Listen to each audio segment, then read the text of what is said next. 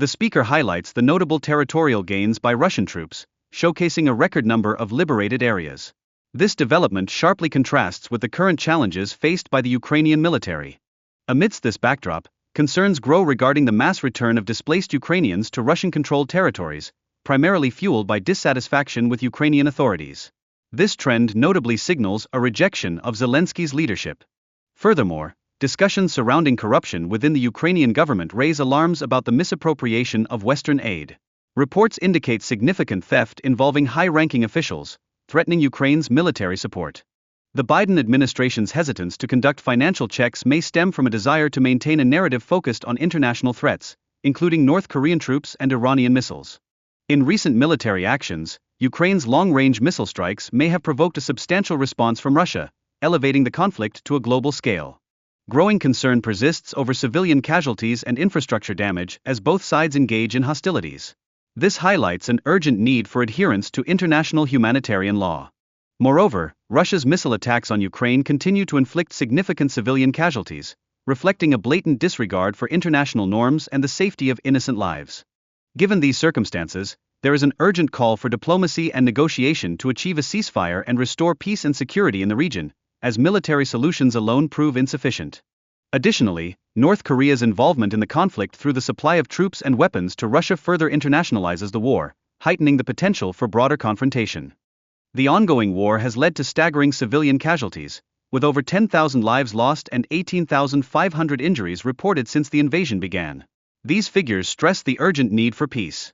Furthermore, Russia's use of indiscriminate weapons and targeting of civilian infrastructure constitutes a war crime, placing millions of Ukrainians at risk, especially during harsh winter months. This behavior must be condemned. Under international law, specifically Article 51 of the UN Charter, Ukraine is entitled to self-defense. Support for Ukraine's defense is crucial to achieving lasting peace.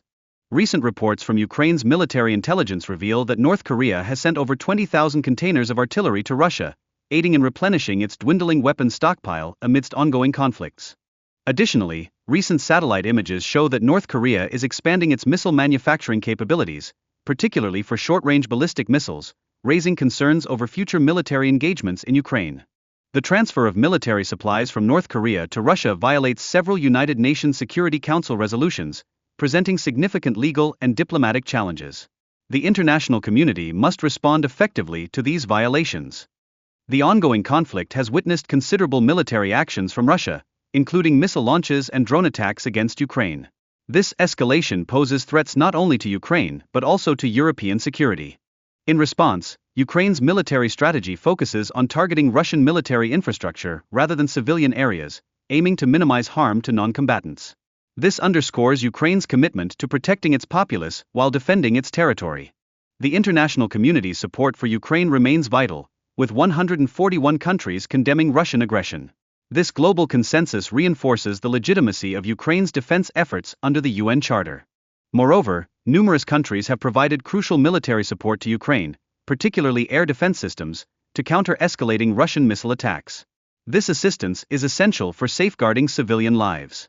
Recent missile strikes targeting Ukrainian civilians indicate a new level of peril in the conflict, emphasizing the urgent need for a global response to Russian aggression.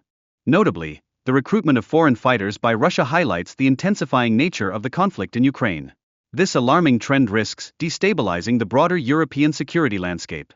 Furthermore, the involvement of DPRK troops in Russia's military operations raises concerns about international law and the potential for further escalation in the conflict, showcasing the alliances formed in today's geopolitical climate.